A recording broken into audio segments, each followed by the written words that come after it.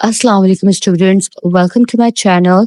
आज हम MCM 301 का लेक्चर नंबर 3 स्टार्ट करेंगे और आज के लेक्चर में भी हम लेवल्स ऑफ कम्युनिकेशन पे ही बात करेंगे। जैसे कि हमने अपने पिछले लेक्चर में सेकंड लेक्चर में बात की थी लेवल्स ऑफ कम्युनिकेशन में, और उसमें हमने खास तौर पर इंट्रा पर्सनल कम्युनिकेशन पे बात की थी। ठीक है, तो वैसे मैं आपको बताते चलूं कि लेवल्स ऑफ कम्युनिकेशन जो है वो 5 होते हैं।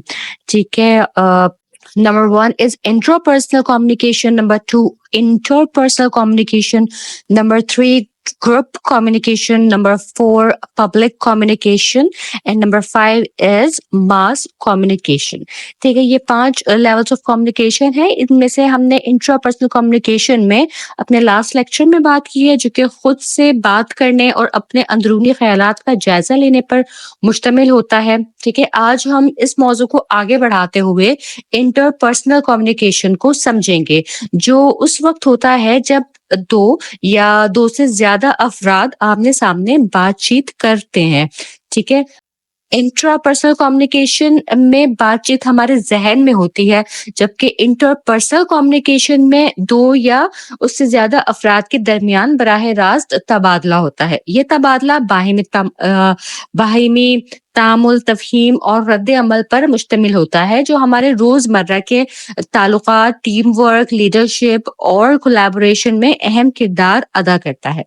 ठीक है, तो देखते हैं कि इंटरपर्सनल कम्युनिकेशन क्या होती है। तो ये वो अमल है जिसमें 2 से ज्यादा अफराद ख्यालात, एहसासात, जज्बात और मालूमात को ज़बानी या गैर ज़बानी ज़राए से एक दूसरे तक पहुंचाते हैं। ये इंसानी ताल्लुकात की बुनियाद है और हमारी समाजी जिंदगी पर गहरा असर डालती है। जब हम दूसरों के साथ बातचीत करते हैं तो हम लाशऊरी तौर पे इंट्रापर्सनल कम्युनिकेशन भी करते हैं। हम मौसूल होने वाली मालूमात पर गौर करते हैं, उनका तज्जिया करते हैं और अपने तजुर्बात और तसव्वुरात की बुनियाद पर रद्द अमल तैयार करते हैं। यानी कि देखिए, इंटरपर्सनल कम्युनिकेशन और इंट्रापर्सनल कम्युनिकेशन कुछ हद तक आपस में जुड़े हुए हैं, क्योंकि अगर हम 2 लोगों से भी बात कर रहे हैं ना, लेकिन फिर भी उसके अक्सर होता है कि उसके जवाब हम अपने जहन में पहले सोच रहे होते हैं ना। ठीक है, तो इंट्रापर्सनल कम्युनिकेशन हो रही होती है कि हम अपने आप से खुद बात कर रहे होते हैं कि हमें ये आंसर करना चाहिए भी है कि नहीं करना चाहिए। ठीक है, उसके प्रॉस कॉन्स खुद हम अपने जहन में सोच रहे होते हैं। ठीक है, तो इंट्रापर्सनल कम्युनिकेशन इस तरह से हो रही होती है, और फिर हम उनको अपने अल्फाज में तब्दील करके सामने वाले तक मुंतकिल जब करते हैं तो वो इंटरपर्सनल कम्युनिकेशन हो जाती है। ठीक है जी, इंटरपर्सनल कम्युनिकेशन के जो की एलिमेंट्स हैं उन पर हम बात करते हैं। तो इसमें जो है कम से कम 3 अहम अनासर जो है ना वो शामिल होते हैं। जैसे पहला, भेजने वाला, सेंडर जो होता है, इस पे हम पहले भी बात कर चुके हैं, लेकिन मैंने बताया कि इसमें मिनिमम 3 अनासर जो हैं ये तो शामिल होते ही हैं। जैसे सेंडर हो गया, वो शख्स जो पैगाम तैयार करके उसे आगे भेजता है। देन रिसीवर होता है, वो शख्स जो पैगाम को सुनता है, समझता है और उस पे रद्द अमल देता है। ठीक है, और फिर मैसेज जाता है, यानी कि वो पैगाम, ख्यालात, जज्बा, मालूमात, जो गुफ्तगू के जरिए एक शख्स से दूसरे तक पहुंचते हैं। ठीक है, इसके अलावा फीडबैक, नॉइज और कम्युनिकेशन चैनल भी कम्युनिकेशन के अमल को मुतासिर करते हैं। इसपे जो है वो हम अपने पिछले लेक्चर में डिटेल में बात कर चुके हैं। ठीक है, चलें तो आगे बढ़ते हैं कि इंटरपर्सनल कम्युनिकेशन पर असर अंदाज होने वाले क्या अवामिल हैं। ठीक है, तो इंटरपर्सनल कम्युनिकेशन सिर्फ अल्फाज के तबादले का नाम नहीं होता है, बल्कि ये नफ्सियाती और समाजी अवामिल से भी मुतासिर होती है। ठीक है, जैसे हम बात करें इसमें बिहेवियर का क्या असर होता है, तो हमारे रवैये हमारे ताल्लुकात के मेयार को मुतय्यन करते हैं।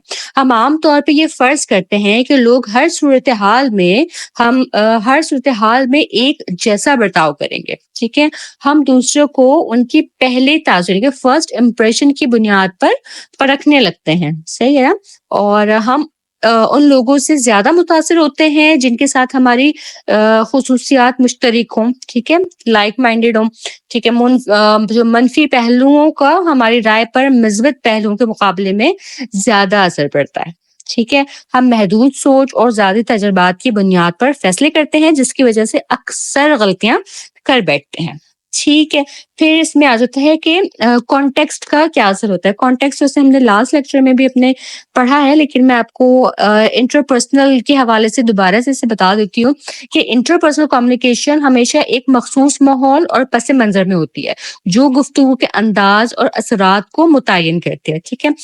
پھر ریلیشنل کانٹیکسٹ آ جائے گا اس میں، ٹھیک ہے، کہ تعلقات کا کیا پس منظر ہوتا ہے۔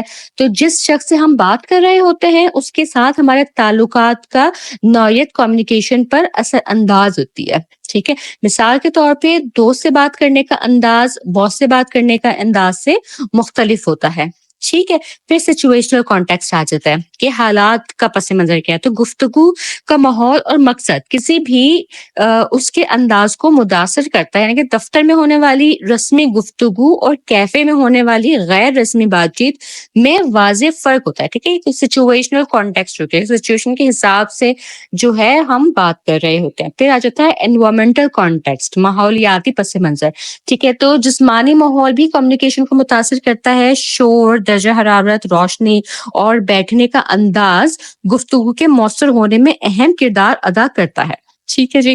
پھر آ جاتا ہے کلچرل کانٹیکسٹ، اس میں یہ ہے کہ مختلف ثقافتوں میں غیر زبانی اشارے یعنی کہ نان وربل کیوز جیسے آنکھوں سے اشارے کرنا، ہاتھ کے اشارے یا لہجے کا فرق مختلف معنی رکھتا ہے۔ جو چیز ایک ثقافت میں عزت کی علامت سمجھی جاتی ہے وہ کسی دوسری ثقافت میں ناپسندیدہ ہو سکتی ہے، ٹھیک ہے۔ پھر ہم بات کرتے ہیں کہ انٹرپرسنل کمیونیکیشن کی کیا اقسام ہیں، ٹھیک ہے۔ تو انٹرپرسنل کمیونیکیشن کی دو بڑی اقسام ہیں۔ پہلی تو ہے گفتگو، کنورزیشن، یہ ایک انفارمل اور قدرتی تبادلہ خیال ہوتا ہے جو روزمرہ زندگی میں عام ہے، ٹھیک ہے۔ گفتگو میں خیالات، کہانیاں، مزہ اور روزمرہ کے تجربات کا تبادلہ شامل ہوتا ہے، ٹھیک ہے جی۔ اور دوسری جو اس کی ٹائپ ہے وہ ہے انٹرویو، یہ ایک باضابطہ یعنی کہ فارمل اور منظم مکالمہ ہوتا ہے جو کسی خاص مقصد کے تحت کیا جاتا ہے۔ مثال کے طور پر نوکری کے انٹرویو، تحقیقی انٹرویوز اور کاؤنسلنگ سیشنز، ٹھیک ہے جی۔ اب ہم دیکھتے ہیں کہ فنکشنز آف انٹرپرسنل کمیونیکیشن کیا ہے۔ تو یہ نہ صرف روزمرہ کے تعلقات میں مددگار ثابت ہوتی ہے بلکہ کئی اہم سماجی اور پیشہ ورانہ مقاصد کے لیے بھی استعمال کی جاتی ہے، ٹھیک ہے۔ دوسروں کے بارے میں معلومات حاصل کرنا، انٹرپرسنل کمیونیکیشن ہمیں دوسروں کی شخصیت، رویے اور جذبات کو سمجھنے میں مدد دیتی ہے۔ یہ تعلقات بنانے اور لوگوں کے بارے میں رائے قائم کرنے میں مددگار ہوتی ہے، ٹھیک ہے جی۔ پھر ہم بات کرتے ہیں ذاتی شناخت قائم کرنا، یعنی کمیونیکیشن کے ذریعے ہم اپنی سوچ، نظریات اور جذبات کا اظہار کرتے ہیں جس سے ہماری شخصیت کی پہچان بنتی ہے۔ ہماری بول چال اور برتاؤ دوسروں کی نظروں میں ہماری شناخت قائم کرنے میں اہم کردار ادا کرتا ہے، ٹھیک ہے۔